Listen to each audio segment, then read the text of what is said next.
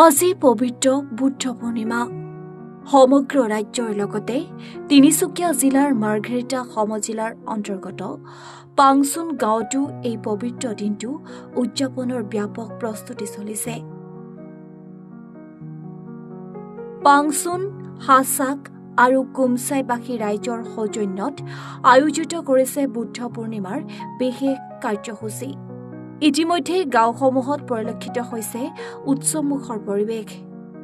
বৌদ্ধ ধৰ্মাৱলম্বী ৰাইজে গাঁওসমূহ সজাই তুলিছে নানা আলোকসজ্জা আৰু ধৰ্মীয় সজ্জাৰে।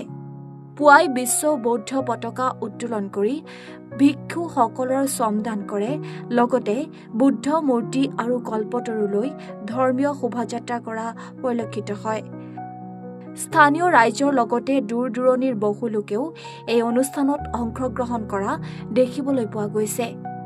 বুদ্ধ পূৰ্ণিমাক কেন্দ্ৰ কৰি সমগ্ৰ অঞ্চলটোত আনন্দ উৎসৱৰ পৰিৱেশে বিৰাজ কৰিছে। শান্তি, সম্প্ৰীতি আৰু মানৱতাৰ বাণী কঢ়িয়াই অনা এই পবিত্ৰ দিনটোক আদৰণি জনাইছে সমগ্ৰ ৰাইজে। হয়, আজি অশোকা বৌদ্ধ বিহাৰ পাংচুন বৌদ্ধ বিহাৰৰ প্ৰাংগণত পিয়ন্দুন শ্ৰাদ বুদ্ধ সমিতিৰ উদ্যোগত আৰু হাছাক, পাংচুন আৰু কুমচাইবাসী ৰাইজৰ সৌজন্যত 2570তম বুদ্ধ জয়ন্তী আমি উদযাপন কৰিছোঁ। আপোনালোকে জানে এই বুদ্ধ জয়ন্তী উদযাপন কিয় কৰা হয়। আজিৰ দিনটোতে গৌতম বুদ্ধ জন্মগ্ৰহণ কৰিছিলে, জ্ঞান লাভ কৰিছিলে আৰু পৰিনিৰ্বাণ প্ৰাপ্ত হৈছিলে, অৰ্থাৎ মৃত্যু হৈছিলে। গতিকে আমি বৌদ্ধ ধৰ্মাৱলম্বী লোকসকলে একেটা দিনতে আমি বুদ্ধদেৱৰ তিনিওটা তিথি আমি পালন কৰিবলৈ আমি সুযোগ পাইছোঁ।